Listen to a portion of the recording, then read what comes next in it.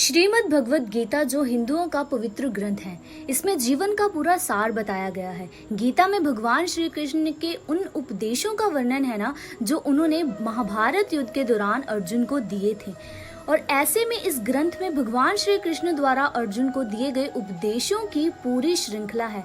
इसमें जीवन के अर्थ को विस्तार पूर्वक बहुत खूबसूरत तरीके से समझाया गया है। और गीता में दिए गए उपदेशों में सबसे पहले नंबर पर अगर बात करें तो गीता में श्री कृष्ण ने कहा है कि जो लोग अपने मन को नियंत्रित नहीं कर पाते हैं, उनके लिए उनका मन ही शत्रु के समान कार्य करता है। मन बहुत ज्यादा चंचल है और हमारा काम है उसे नियंत्रण में रखना, वरना वो हमसे कई ऐसे काम भी करा सकता है जो हमारे हित में भी नहीं होते।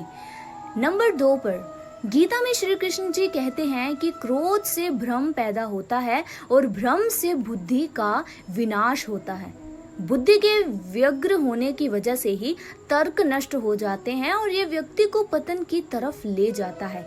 नंबर 3 पर श्री कृष्ण कहते हैं कि केवल डरपोक और कमजोर ही चीजों को भाग्य पर छोड़ते हैं, लेकिन जो मजबूत और खुद पर भरोसा करने वाले होते हैं वो कभी भी नियति या फिर भाग्य पर निर्भर नहीं रहते। नंबर 4 पर गीता के अनुसार मनुष्य अपने विश्वास से निर्मित होता है। जैसा वो विश्वास करता है वो वैसा ही बन जाता है।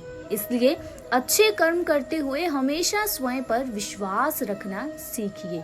नंबर 5 पर गीता में लिखा है कि हर व्यक्ति का मन अशांत होता है। अशांत मन को नियंत्रित करना बहुत कठिन काम है, लेकिन अभ्यास से उसे वश में किया जा सकता है। इसलिए हर व्यक्ति को ध्यान के जरिए मन को नियंत्रित करने का प्रयास भी करना चाहिए। नंबर 6 पर श्री कृष्ण जी कहते हैं कि किसी के साथ चलने से ना तो कोई खुशी मिलती है और ना ही लक्ष्य। इसलिए मनुष्य को सदैव अपने कर्मों पर विश्वास करते हुए अकेले चलते रहना चाहिए। नंबर 7 पर श्री कृष्ण जी कहते हैं कि सभी अच्छे काम छोड़कर बस भगवान में पूर्ण रूप से समर्पित हो जाओ, क्योंकि मैं तुम्हें सभी पापों से मुक्त कर दूंगा। तुम इसके बारे में शोक मत ही करो।